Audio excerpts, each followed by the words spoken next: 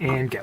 Hey, this is RJ here of the Yu-Gi-Oh! Underground, back after a pretty long break with a deck profile for you guys. But, as we talked about, we're not really fans of the format right now, so this will be a bit different. This is actually Goat Control. I actually wanted to make a Goat Control deck for you guys, but I just played Paravix list, and you've seen it 100 times. This is generic. Mine's different, but he calls it bad, because I do stuff like play 2 Scapegoat.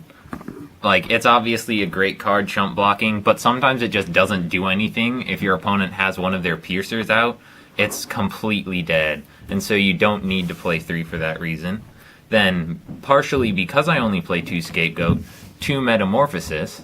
It's a, amazing card, as is Thousandized, but it also, you have to have Scapegoat or Sinister for it to be, useful at all, and you not to be going minus and doing something with it. But, I mean, still a great card, so you can still play 2. Then, the Trinity of Goat format. Duo, Pot of Greed, and Graceful Charity. These are the most powerful spells, possibly ever, in Yu-Gi-Oh! And they were all at 1, so you all played 1, no matter what deck you're playing. Then, 2 other power cards of the format, your 2 equip spells, Premature and Snatch Steal. You have to play them if you're playing in this format. Snatch Steal's not broken. It just came back. Yeah. Well, then, Nobleman of Crossout, which was broken at this time. It was actually at 2, and you played 2, because setting monsters wasn't completely irrelevant. Heavy Storm was still a thing back then, so you played 1. Mystical Space Typhoon was at 1 because of its, you could use it to immediately get rid of a back row before making a play, and the format was different in that. And it was also had utility in, getting rid of your opponent's Premature or Snatch Steal or Call of the Haunted. But, great card. People play Dust Tornado because it's almost like MST. Almost. Then, Book of Moon. The other card everyone remembers from GOAT format. Most people played 2, but it was at 3, and it just has too much utility, and, is such a good card, so I wanted to play 3 as well, and it's been working out great. You can use it to set off flip effects. You can use it to set... Wait, what? I beat you in the match. You can use it to, if your opponent attacks into a monster that you flipped up, you can use it to reset the monster and trigger the flip effect. Or you can book their monster to stop the attack and, knock it or something. Or you can use it to prevent a Thousandized from taking something that you have. It's just so great.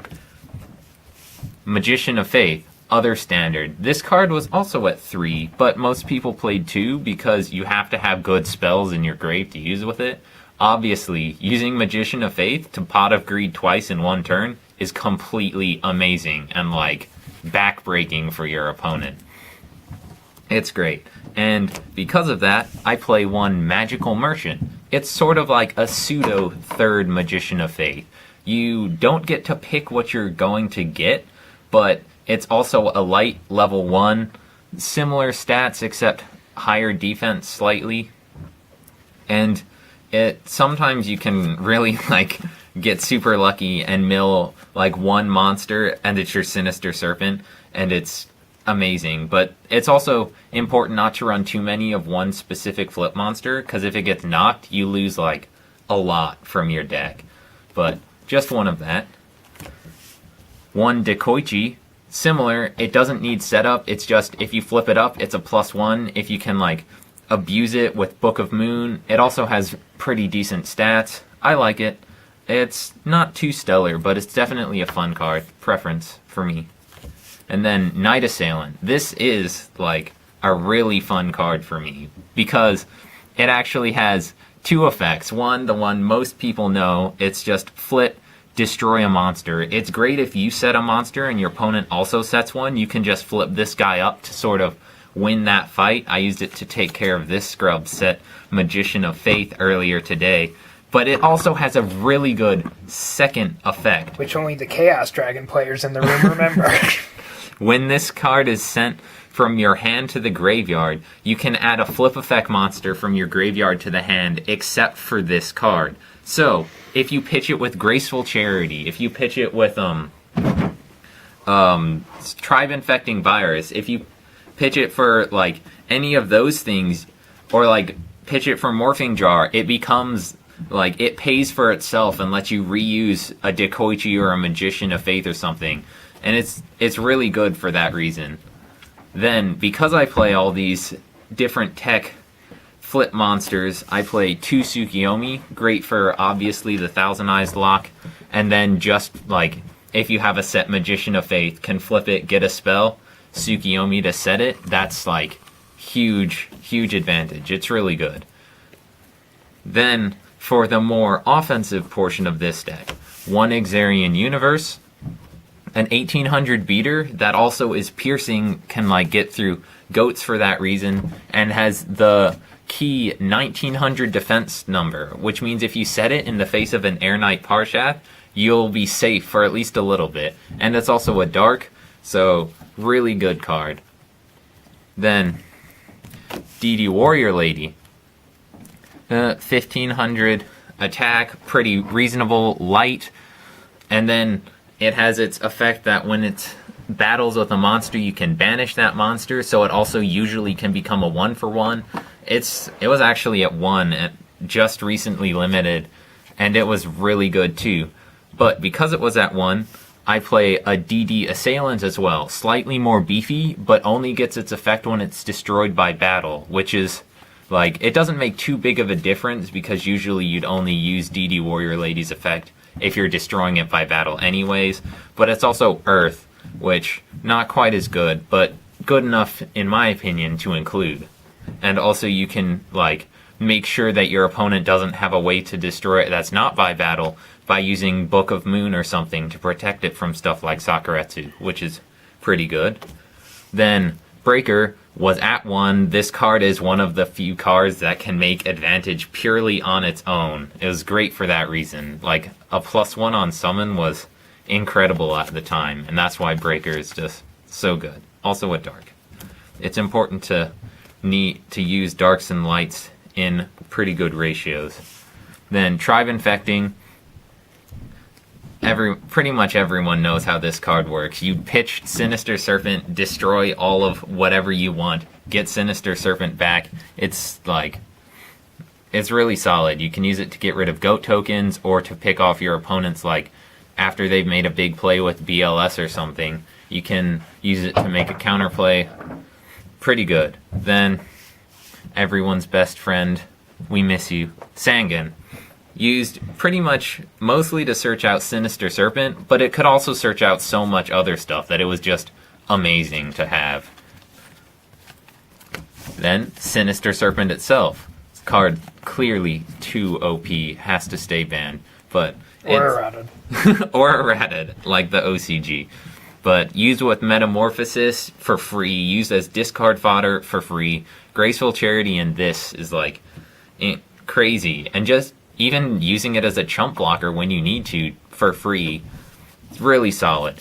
Then, one of 2 tribute monsters, Air Knight Parshath. It's a light, hefty 1900 attack, does piercing damage, and when it deals damage, you draw cards.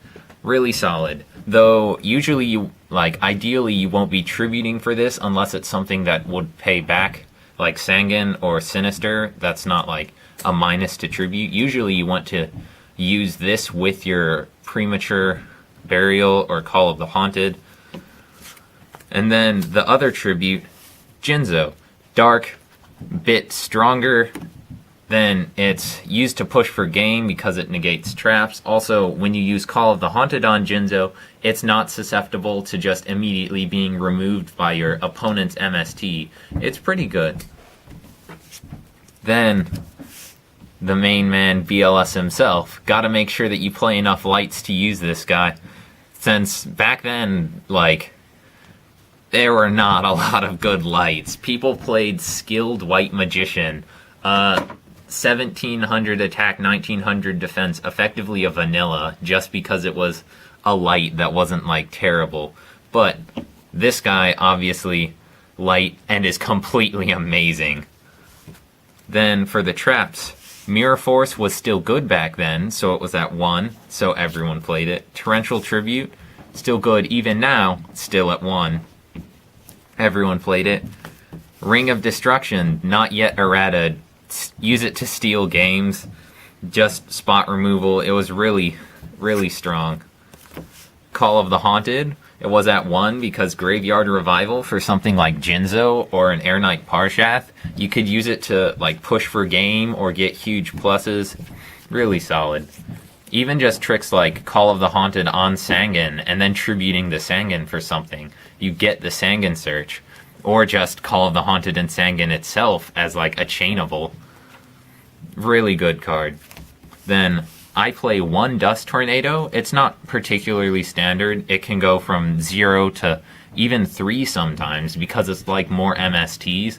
But it depends on how scared you are of back row. And I play 3 Book of Moon, which dodges most of the like Sakuretsu armors and mirror forces and that sort of stuff.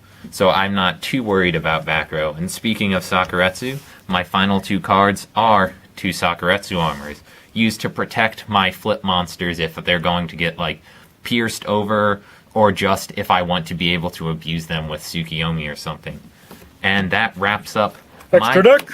Oh yeah, all the thousandized. This is like the most important and almost the only important card that you need. Just use it with Metamorphosis, and then I guess maybe like just play enough fusions that Watch you have out for something. Kariba Multiply.